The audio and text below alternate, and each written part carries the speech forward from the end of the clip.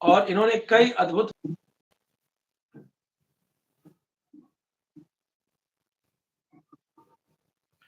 और बड़ी ही अटपटी लेकिन बड़ी ही प्यारी बात 5 अक्षर प्रेम के।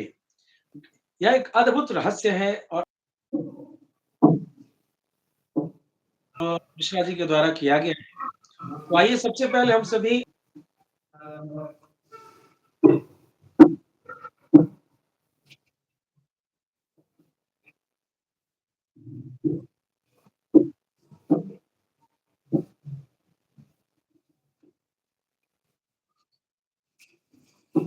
एक और क्षमा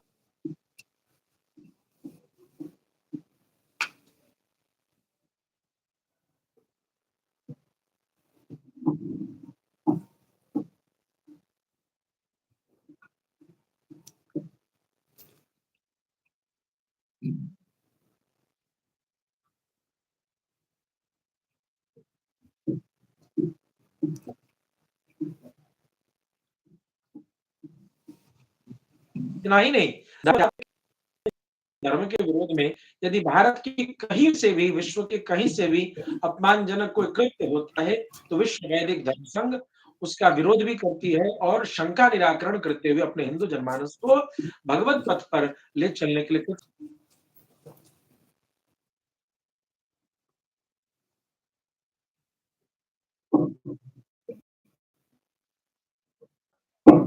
हिंदी में, संस्कृत में और साथ ही साथ यह सुना चार जो है के लव इन इंग्लिश बट ये के हैं या फिर इसका रहस्य क्या है संक्षिप्त में फिर आगे शायद हम सब जरूर प्रवेश करें। जय श्रीमन नारायण, जय मिथिला धाम। मैं बचपन से ही एक चीज की सोच में लगा हुआ था। जब हम लोगों के गुरुदेव पढ़ाते थे, ढाई आखर प्रेम का पढ़े सो पंडित होए, तो हमारे व्याकरण के साहित्य के शिक्षक ये पढ़ाते थे और व्याकरण के शिक्षक पढ़ाते थे कि 5 अक्षर हो जाते हैं, प हलंत, र हलंत, ए, म हलंत और अ। तो ये 5 अक्षर हो जाते हैं, क्योंकि अक्षर की जहां तक बात है, जैसे बहुत सारे लोगों ने इस पर कमेंट्स किया, बहुत सारे लोगों ने इसका जो है विरोधाभास किया कि आप जो है सो क और प और र को ए को अलग अलग कर दिया। तो मैं पूछता हूँ, अगर साथ होगा अगर, तो वह स्वर संधि हो जाएगी, व्यंजन संधि नहीं होगी। व्यंजन संधि का मतलब ही होता है जिसमें हलंत हो। तो संधि का मतलब होता है, जैसे कि देखिए, सत जोड़ चित सचित होता है, लेकिन कमल जोड़ आसन कमलासन हो जाता है। वह व्यंजन संधि के अंतर्गत नहीं है। कमल में ल तो व्यंजन है, लेकिन वह व्यंजन संधि के अंतर्गत नहीं है, वह स्वर संधि के अंतर्गत है।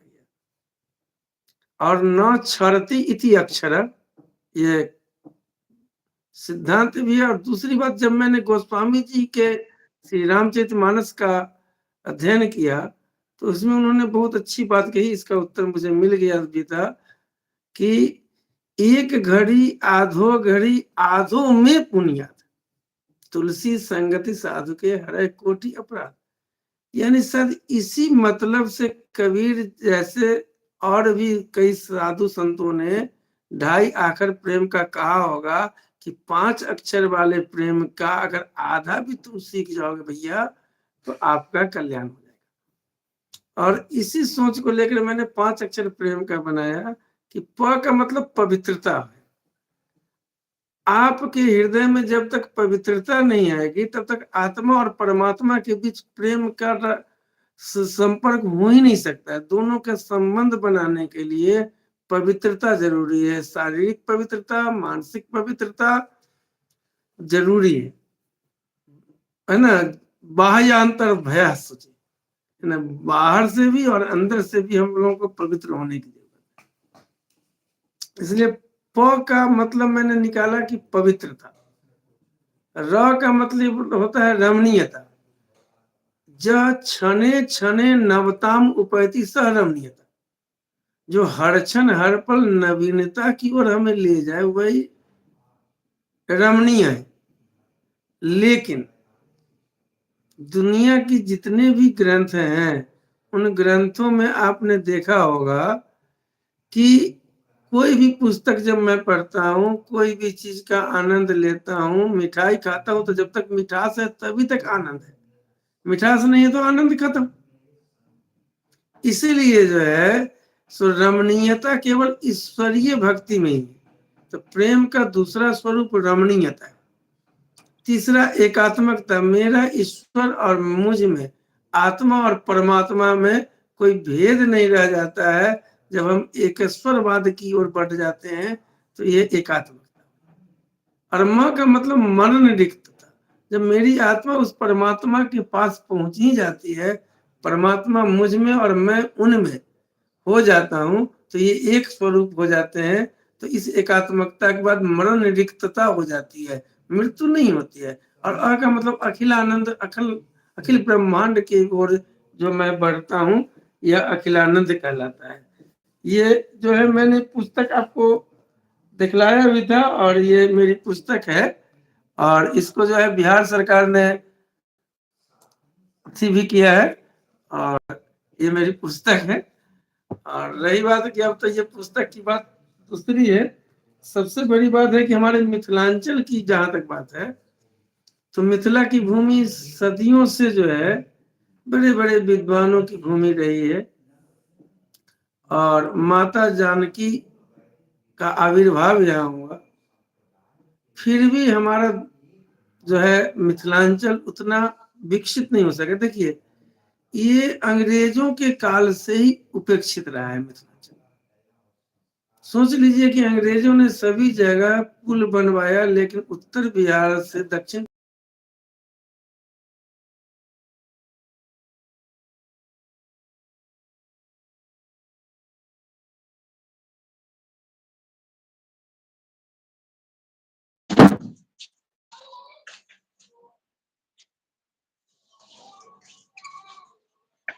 भूमि और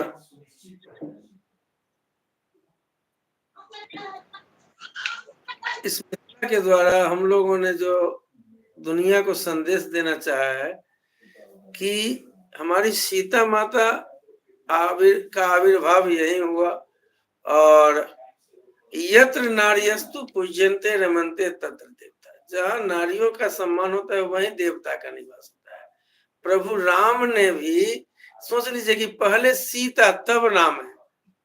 हम लोग राम सीता नहीं बोलते हैं, सीता राम बोलते हैं। इसलिए मैं चाहता हूं कि राम जन्मभूमि के साथ साथ सीता जन्मभूमि का भी वैसे ही जीर्णोद्धार हो, और इसमें हम लोग एक अहम भूमिका भी निभावे। और मैं विश्व वैदिक धर्म संघ की ओर से इस आंदोलन को आगे चल बढ़ाने का प्रयास करूंगा। जी श्रीमान। ये बहुत ही अच्छी बात आपने बताई। यही चर्चा हम लोगों ने पिछली वीडियो में भी किया था। गिरा अरद जी जल सम कहियत भिन्न न भिन्न, बंदौ सीता राम पद जिनहि परम प्रिय। जैसे कोई वाणी है तो उसका एक अर्थ है, और निरर्थक जो बोले उसको पागल कहते हैं। जल है तो तरंग है, और तभी कोई उसको पी सकता है। तरंगहीन जल जो है वो बादल के रूप में है या वो बर्फ के रूप में है, और वह मनुष्य के कोई पोषण के रूप में भीतर नहीं जा सकता। ठीक इसी प्रकार से आपने बहुत अच्छी बात कही। रामोपासना, सिर्फ रामोपासना या राम जी का जो अकेला दर्शन है, वह चिंता का विषय है कि अकेले राम का दर्शन तो मात्र रावण को हुआ। वो राम रावण संग्राम में ही अकेले राम का दर्शन हो रहा है। राम का अकेला दर्शन राम को भी प्रिय नहीं है।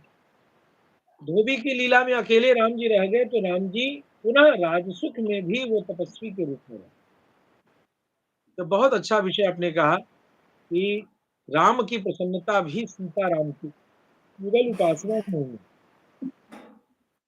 एक विषय आपने कहा कि अंग्रेजों के काल से भी ऐसा देखने को मिला कि मिथिला उपेक्षा या कुछ ऐसी चीज़ें या वर्तमान स्वतंत्रता के बाद भी ऐसी उपेक्षा रही।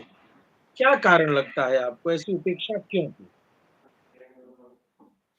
इस उपेक्षा का मूल कारण जो है, ये लोग वास्तविकता ये है कि मुझे जैसा लगता है कि अभी की वर्तमान भी केंद्र सरकार से लेकर के राज्य सरकार तक जो है उसको उपेक्षित करने का मूल कारण है कि आप बिहार में अगर आइएगा तो देखिएगा कि उत्तर बिहार में ही ऐसे लोग हैं, उत्तर बिहार में ज्यादातर ऐसे लोग हैं जो केवल जाति और धर्म के नाम पर ही चुनाव में अपना मताधिकार का प्रयोग करते हैं। वो जाहिल गंवार क्यों नहीं हो, एक दूषित समाज का दूषित व्यक्ति क्यों नहीं हो, उन्हीं को वे लोग मतदान करते हैं। और सरकार की भी यही सोच है कि जितनी ज्यादा मूर्खता रहेगी, जितना ज्यादा वे लोग जो है अनपढ़ गंवार रहेंगे, जितने ज्यादा जो है वो शांत, वही उतना शांत रहेंगे और मेरे पीछे पीछे दौड़ते रहेंगे।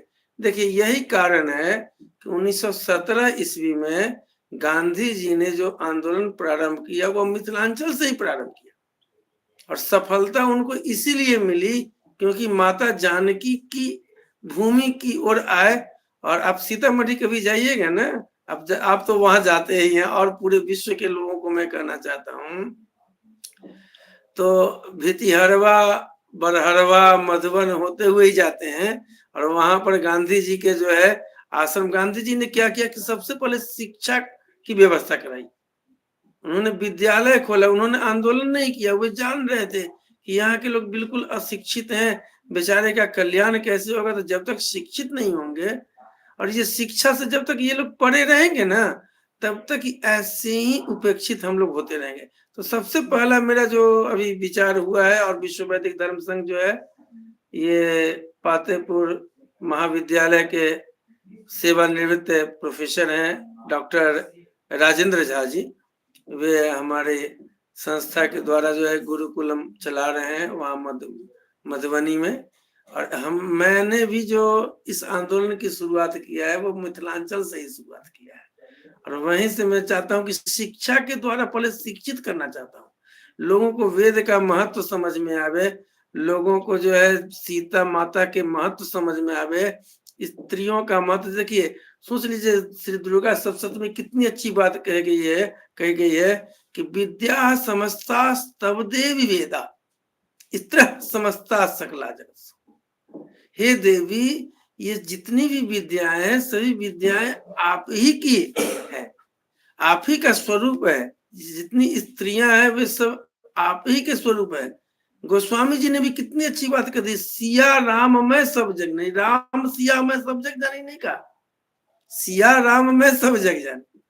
हनुमान जी से भी जब पूछा गया कि एक ये ग्रंथीय बात मैं नहीं कर रहा हूं, ऐसे एक कथा है कि जब हनुमान जी से पूछा गया कि आपके लिए प्रिय कौन है, तो वे चिंता में पड़ गए कि माता जानकी का नाम लेता हूं तो राम दुखी हो जाएंगे, राम का नाम लेता हूं तो माता जानकी दुखी हो जाएंगे, दोनों के बीच में उहापोह में फंस गए।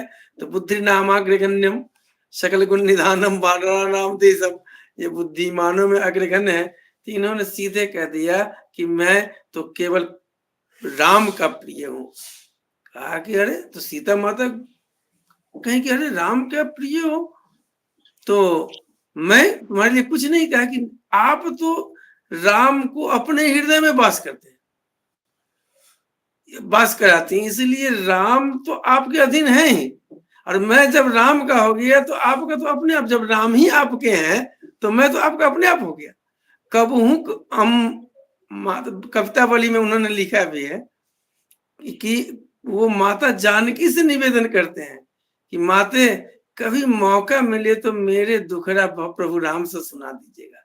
हम लोग भी आज माता जी को खुश कर देंगे ना, तो राम तो उनके पीछे पीछे चलते हैं, राम तो उनके सीता माता के हृदय में रहते हैं, सीता माता की पूजा होगी तो राम की पूजा होगी। और मैं एक बीच में एक और छोटी सी बात कर देना चाहता हूँ कि विश्व के सारे लोग प्रभु राम की पूजा करते हैं, केवल प्रभु राम को मिथिलांचल की नारियां ही कुछ 10 कुटक, कुछ मजाक और कुछ गालियां देकर के उनका स्वागत की थी, है ना। ये मिथिलांचल की, और ये हमारी माता जानकी का माता है। ये बड़ा सुंदर आपने बताया कि इस पर एक छोटा सा पद भी मुझे याद आता है, जनकजा स्वामिनी सियाजू दया एक बार हो जाए। किसी संत ने ऐसे करके भी एक सुंदर सी पंक्ति लिखी है, बहुत सुंदर। तो अब विषय ये, मिथिला का जो, जैसे हर क्षेत्र का कुछ न कुछ आध्यात्मिक धार्मिक कुछ महत्व होता है। हर जगह के बारे में, जैसे हम काशी में जाएं या हम वृंदावन आए, जो ब्रज में आते हैं, जो अयोध्या आते हैं, उन सभी को लेकर के लोगों को बहुत सी चीजें मालूम है।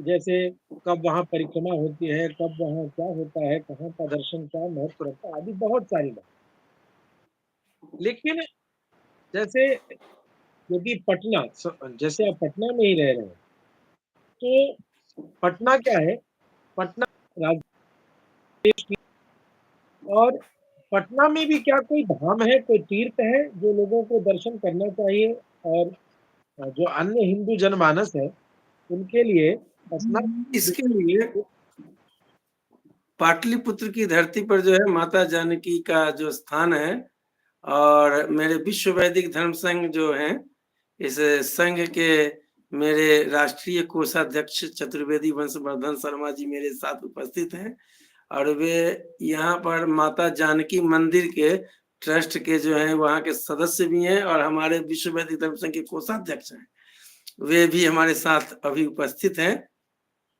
माता जानकी का क्या महत्व है, इस महत्व को मगध के लोगों ने किस प्रकार से अपने माथे शिरोधार्य किया है, इसके बारे में मैं चाहूंगा कि मेरे कोषाध्यक्ष महोदय, बड़े भाई हैं चतुर्वेदी वंशवर्धन शर्मा जी, भले ही इनका अभी बैनर नहीं आज बनवा सका क्योंकि सब कुछ जल्दी में हुआ, कभी अलग से इनकी इस पर चर्चा करवाएंगे, लेकिन अभी मैं चाहूंगा कि ये कोषाध्यक्ष महोदय जो है, राम जाने बोले सीता जानकी मंदिर, देखिए राम जानकी मंदिर नहीं है पटना में, जानकी मंदिर, और वहां पर एक मान्यता है कि माता जानकी जब आई थी तो वहां पर भी शायद रुकी थी।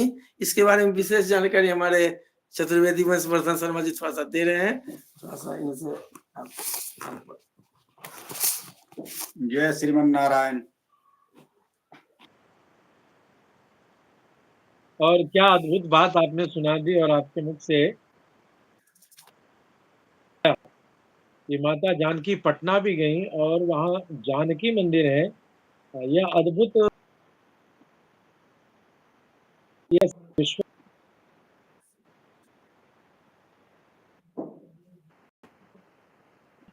ये कल्पना है या क्या प्रमाण है, या किसी भक्त की उपासना का प्रतिफल है? पटना सिटी के मध्य में एक जानकी घाट है, ये गंगा के तट पर है। गंगा पहले भगवती जानकी के काफी नजदीक से बहती थी, पुनः गंगा ने अपने मार्ग को थोड़ा छोटा कर लिया, गंगा के पार्श्व कम हो गए और गंगा लगभग वहां से 100 मीटर आगे चली गई, उत्तर की ओर चली गई। गंगा के दक्षिण तट पर पाटलिपुत्र है, ये तो स्पष्ट बात है। यहाँ एक सीता स्थान नाम से एक टीला है, वो सीता स्थान के नाम से बिहार गजट में वो उल्लिखित है। सीता स्थान की मान्यता यह है, ये थोड़ा सा प्रमाण भी इसका मिलता है भगवान वाल्मीकि जी के रामायण से। वाल्मीकि जी में रामायण में एक जगह चर्चा आई है परशुराम और राम के वार्ता की, और ये बारात विदा होने के बाद हुई थी। इस क्रम में, हालांकि वो मार्ग तो नहीं है, जनकपुर से अयोध्या जाने का मार्ग कहीं से पटना से होकर नहीं गुजरता है, कारण चाहे जो भी रहा हो, लेकिन वो स्थान बिहार गजट में ये बताता है कि डोली वहां रुकी थी भगवती की। और वैसे भी व्यवहारिक रूप में अगर देखा जाए तो पौराणिक परंपरा हमारे यहाँ की वैदिक और सनातनी परंपरा यह रही है कि जब पुरुष आपस में बात करते हैं तो महिलाएं वहां से थोड़ी दूरी हट पर पर्दे में होती हैं। ये हमारा संस्कार कहता है। शायद यही वो क्षण होगा जिस समय भगवती की डोली वहां रुकी, इसीलिए वो सीता का स्थान है। राम दरबार तो वहां है जो बाद में स्थापित किया गया है। पौराणिक समय के अनुसार वहां भगवती सीता की ही मूर्ति थी, हाथ में कमल लिए हुए, और उन्हीं का पूजन होता था। अभी नवनिर्मित मंदिर है, मंदिर का निर्माण हुआ है। आज से 46 वर्ष पहले से वहां सतचंडी यज्ञ होते आया है। जानकी नवमी के अवसर पर उसका समापन होता है। इस पहले 9 दिवसीय होता था, परंतु अब 5 दिवसीय होता है। चतुर्थी से नवमी तक वैशाख शुक्ल पक्ष में ये यज्ञ होता है। 46 वर्ष से लगातार यह सेवा होती आई है भगवती की। सतचंडी यज्ञ होता है और वाराणसी के नित्यानंद जी त्रिपाठी हैं, वे ही संपन्न कराते हैं। ये पूरे 46 वर्षों से लगातार आ रहे हैं। पहले अपने ये गुरु जी रामचंद्र जी उपाध्याय के साथ आया करते थे, और उनके गोलोकवासी हो जाने के बाद ये स्वयं केवल आते हैं अपने सहयोगियों के साथ। ये गंगा तट पर स्थित है, और अब वो पहले बक्सी घाट के नाम से वो गंगा तट माना जाता था, लेकिन अब बिहार सरकार ने उसको जानकी घाट की मान्यता दे दी है। वो जानकी घाट है, ये जानकी का स्थान है।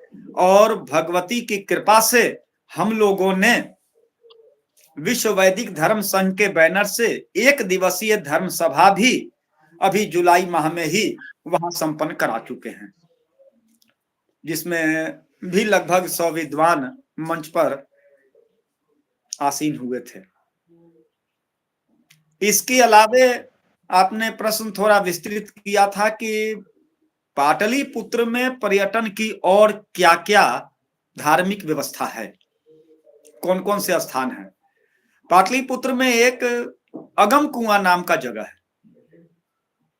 जैसा कि नाम है, जिसको गमा नहीं जा सके, जिसका थाह नहीं लगे, वो कुआं है। उस विषय में बताया जाता है कि यह सम्राट अशोक के द्वारा निर्मित कुआं है।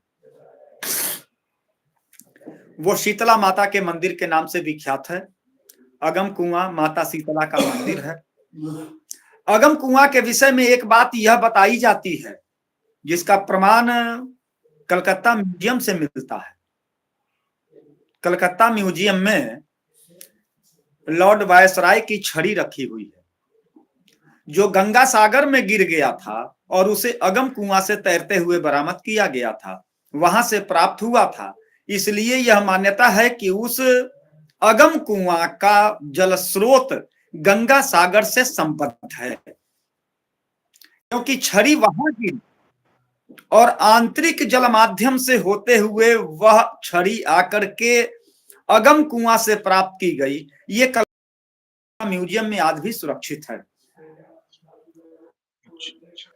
ये एक बहुत अच्छा स्थान है जो दर्शन के, उसके जल में इतनी विशेषता अभी भी है।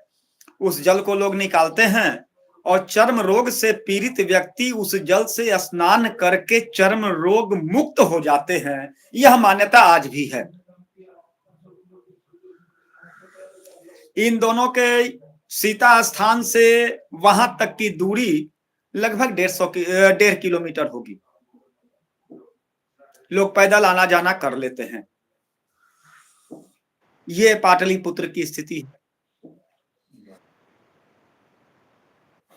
लॉर्ड वाइसराय गए और उनकी छड़ी गिरी। हाँ, छड़ी गिर गई, अगम कुआं से निकली।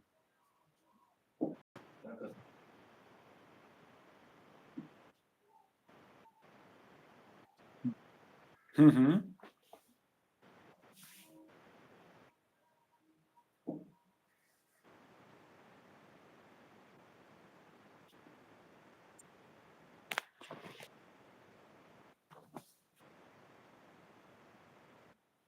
हाँ। हम्म।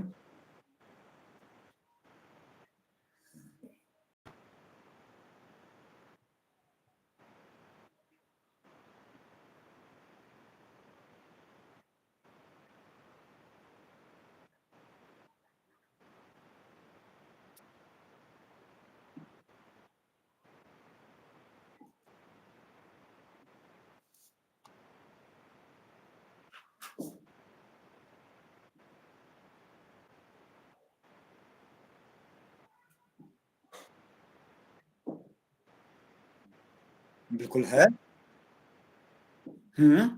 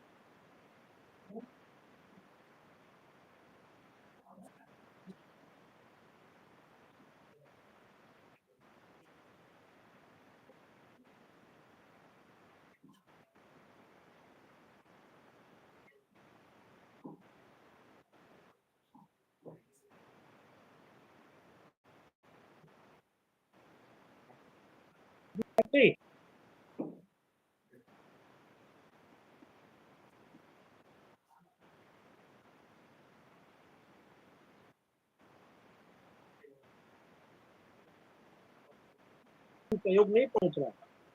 मैं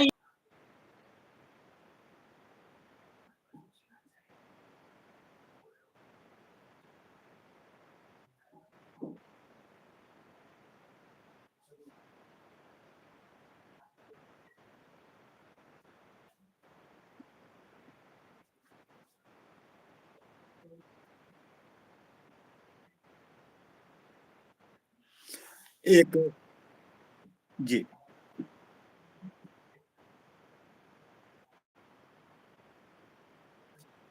भी तपस्या कीजिए, दान कीजिए।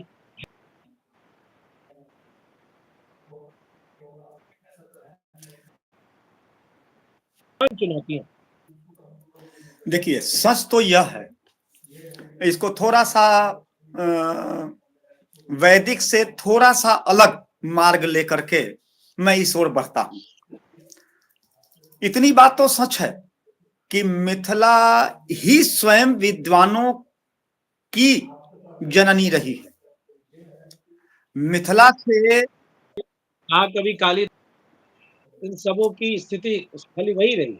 आज भी इतनी बात तो सत्य है कि मिथिला में ज्ञानियों की संख्या कम नहीं है। जी।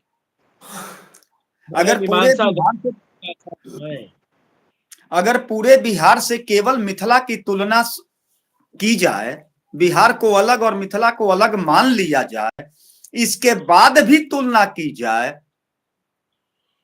तो ये कहा जा सकता है कि पूरे बिहार में जो भी विद्वान उपलब्ध हैं, उनमें अकेले कम से कम 10% मिथिला का योगदान है। जी जी।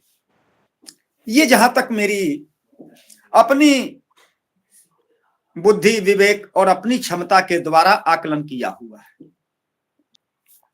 अब इन सब के बाद भी आखिर मिथिला उपेक्षित क्यों है? तो केवल मिथिला को उपेक्षित नहीं कहें, थोड़ा सा मार्ग बदलते हुए ये देखते हैं कि बिहार पूरी तरह से राजनैतिक उपेक्षा का शिकार है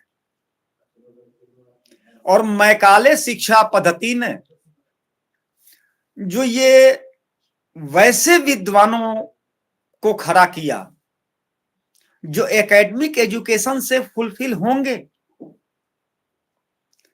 लेकिन मेंटल एजुकेशन से फील होंगे,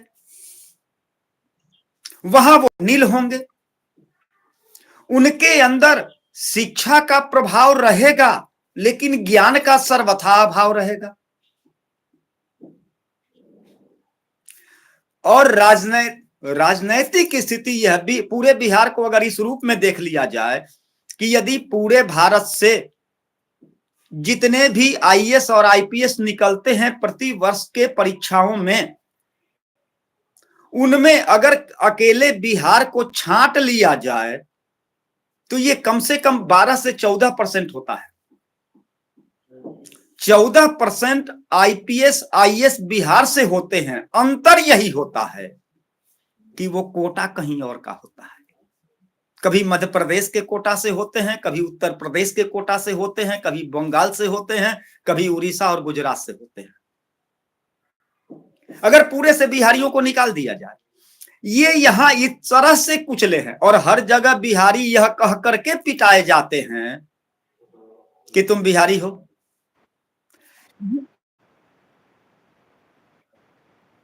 ये इसको थोड़ा सा अब पुनः करीब लाते हैं।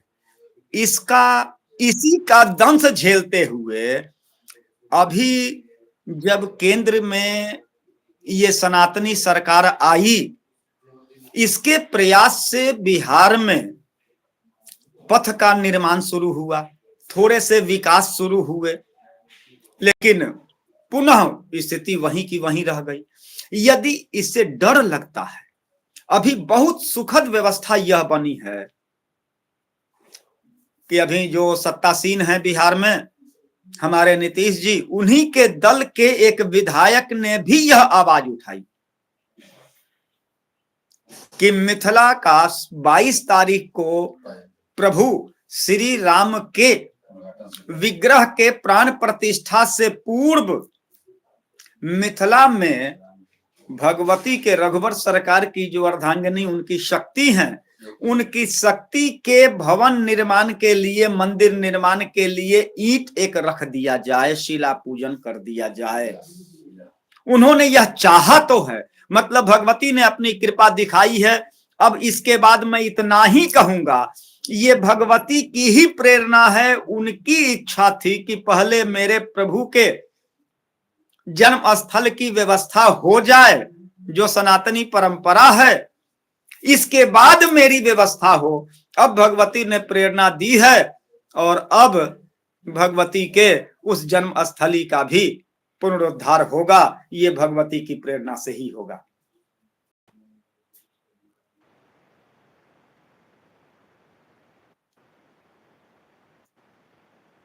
हमारे साथ युवा समाज हाँ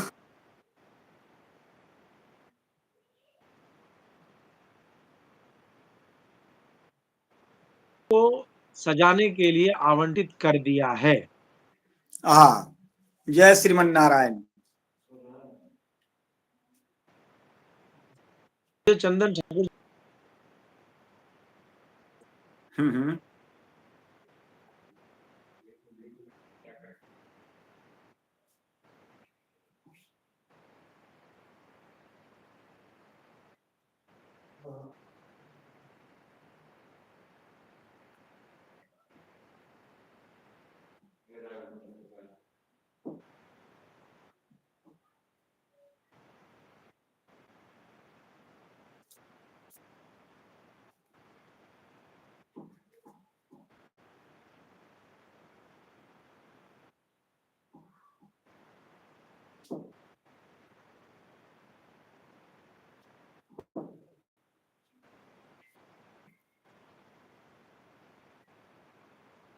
यही है।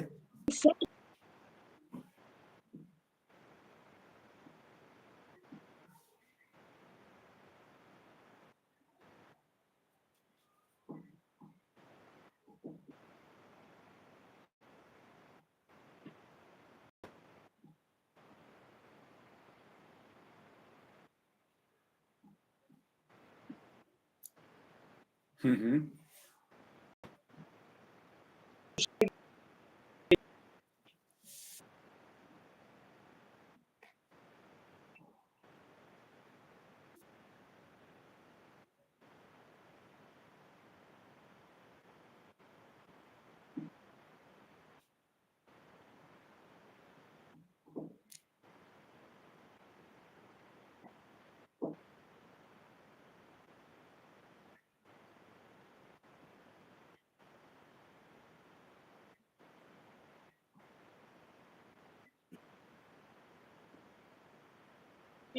शूद्र की, मिथिला के कुत्ता की, मिथिला के गाय की महिमा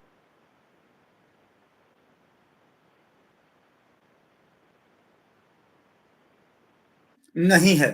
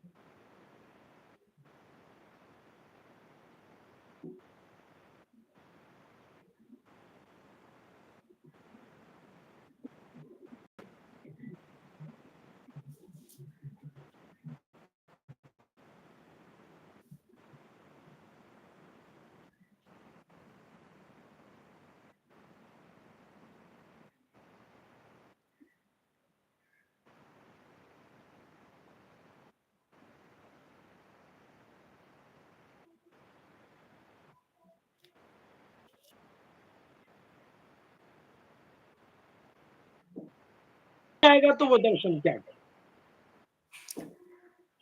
ये उन शक्ति की माया है, यही शक्ति की माया है। अब वो माया जागृत हुई है और सामान्य जनमानस में मिथिला के प्रति जागरण हुआ है।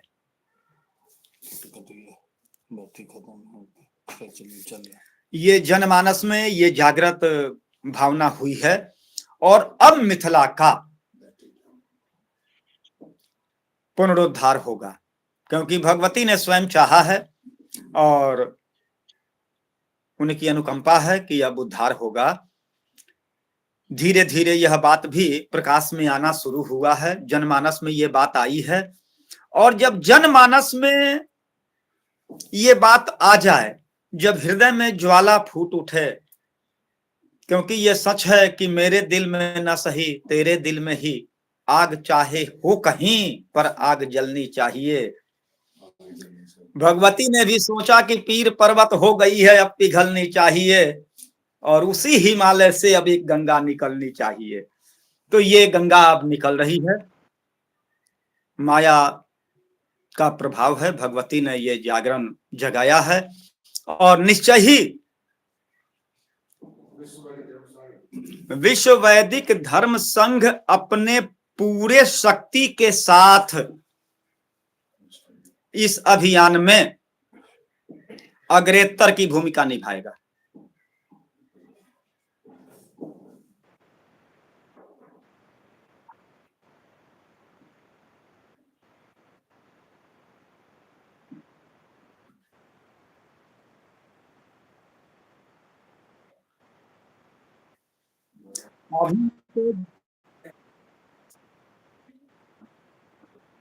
अभी तो जोड़ने के लिए माध्यम संघ ही है और व्याख्यान है। इसी परिप्रेक्ष्य में माघ में प्रयागराज जी में विश्व वैदिक धर्म संघ का भी शिविर होगा और उस शिविर के द्वारा कथा शंखनाद होगा, कथा वगैरह तो होंगे ही, वहीं से शंखनाद होगा और उस योजना का उसी दिन सामान्यतया कहा जाए कि लोकार्पण किया जाएगा कि हम लोगों की योजना किस तरह से है, हम लोग उस पर क्या करना चाहते हैं और सरकार से मेरी क्या मांग है और हमारे द्वारा क्या कार्य उसमें किए जाएंगे। ये पूरी भूमिका उस दिन बताई जाएगी, उस दिन ही उद्घोषित किया जाएगा। शंखनाद माघ में ही होगा। यानी 2 फरवरी को माघ से आप कुछ विशेष निर्णय लेकर के आ रहे हैं विश्व वैदिक धर्म संघ, ऐसा कुछ हम लोग ये आकलन किया। भगवती की कृपा है, उन्होंने यही मार्ग प्रशस्त किया है, इसी मार्ग पर चल पड़ना है। क्योंकि वैसे भी कहा जाता है प्रयाग और मिथिला के बीच में, इस बीच के एक इतिहास को कहूंगा, मैं बताना चाहूंगा। जी जी। तो दूसरे महंत थे प्रयागदास जी महाराज, दूसरे महंत। वो सिया जी को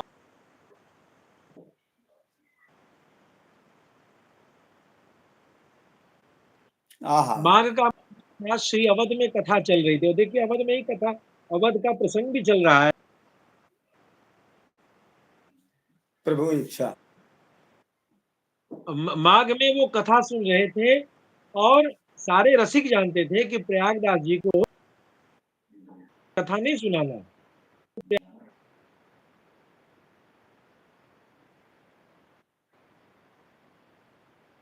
सब लोग बताना। तो प्रयागदास जी कथा और सीताराम सीताराम भजन कर, और जब वो हट जाते तो फिर लोगों को कहा जाता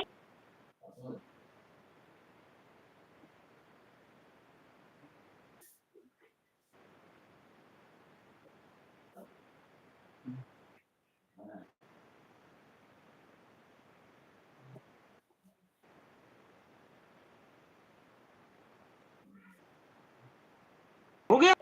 विवाह की कथा के आगे कौन सी कथा है, उन्होंने कभी सुनी नहीं।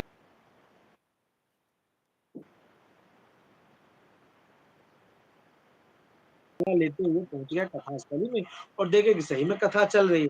और कथा क्या चल रही थी, तो वनवास की चल रही। श्री प्रयागदास जी महाराज वनवास में जाते हुए नंगे पांव राम जानकी की कथा को सुन करके रोने लगे। और कथा क्या सुनेंगे, वो तो चिल्लाने लगे, अरे खटिया लाओ, खटिया लाओ, चारपाई लाओ, चारपाई लाओ, चारपाई लाओ। लोगों को कुछ समझ नहीं आया। किसी ने चारपाई दिया, किसी ने धोती दी, किसी ने जूते दिए, किसी ने जूतियां दी, किसी ने मटका में चूड़ा दही, जो जैसे हुआ पूरा खटिया उल्टा करके उसमें पूरा माल भर के और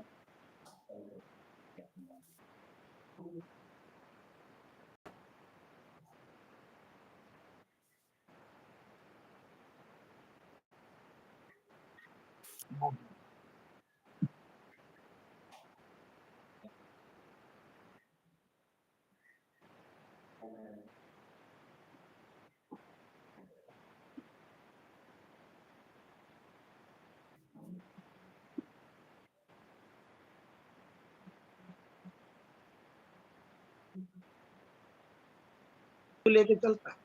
रात की बात थी, प्रयागराज जी माघ को और गंगा जी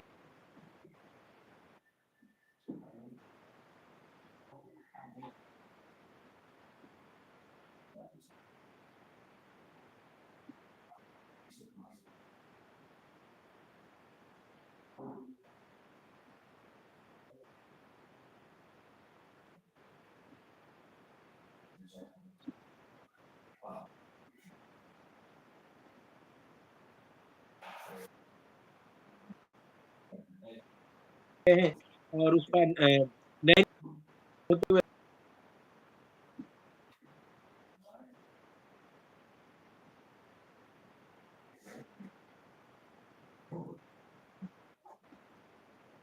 पाहुन को आना पड़ गया था। पाहुन नंगे पांव आने लगे।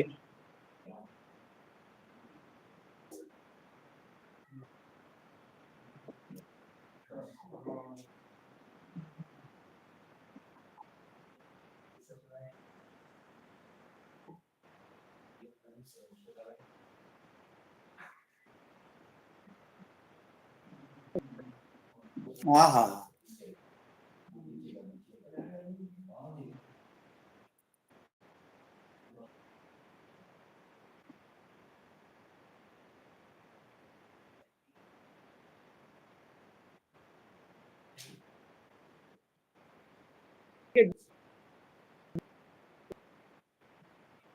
ज्ञान हो गया तो क्या हुआ, मिथिला आपके लिए अभी भी पलकें सजाए।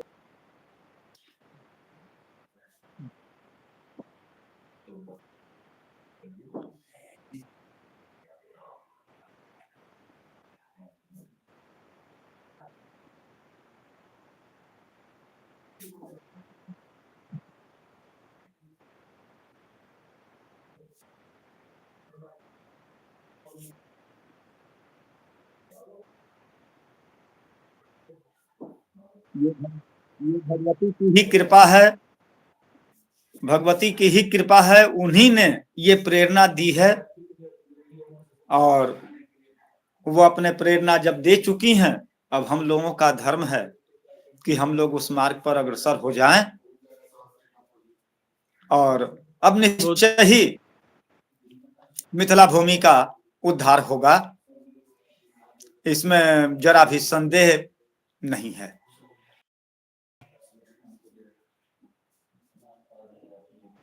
का और मिश्रा जी का अपने, आप सभी, कई बार मैंने इस बीच में मैं सभी श्रोताओं से कहना चाहूँगा, मैं लगभग कल से दसों बार बात किया, तो कुछ ना कुछ आप लोग मीटिंग में और चर्चा में धर्म के प्रचार के लिए लगे रहते हैं। इतने में आपने हम सबों के लिए जो यह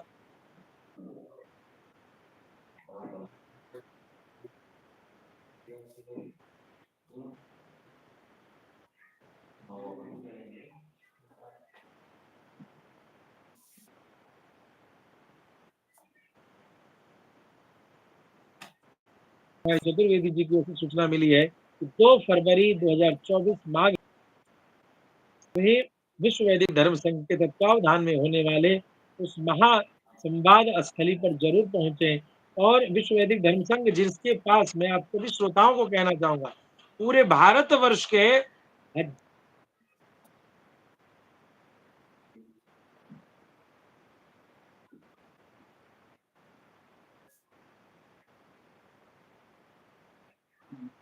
है मिथिला के प्रति, उसको जगाया जाएगा। तो आप समझे, ये विश्व वैदिक धर्म संघ का जो ये उद्बोधन है और जो ये आह्वान है, यह मात्र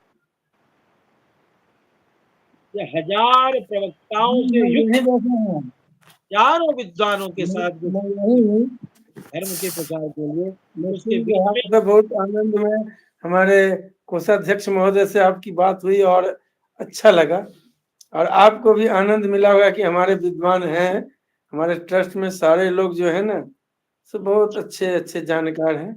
मैं तो अचानक आज दिन भर के बहुत थका हुआ था, मैं इसीलिए ट्रस्ट के ही काम में लगा हुआ हूँ।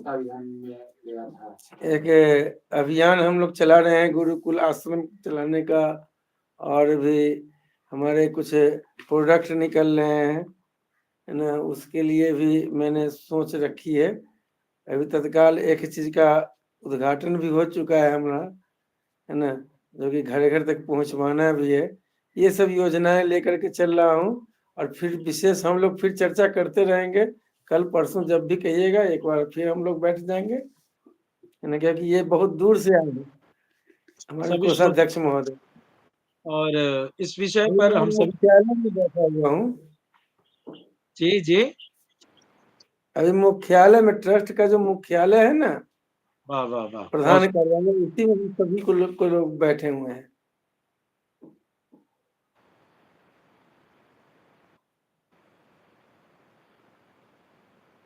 जी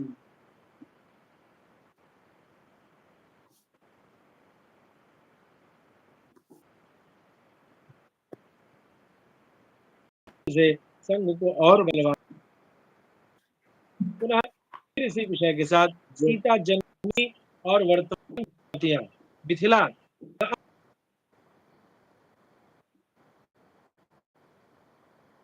रहेगा। और आप सबसे फिर एक नया एपिसोड के साथ जय श्रीमन नारायण। भक्ताओं का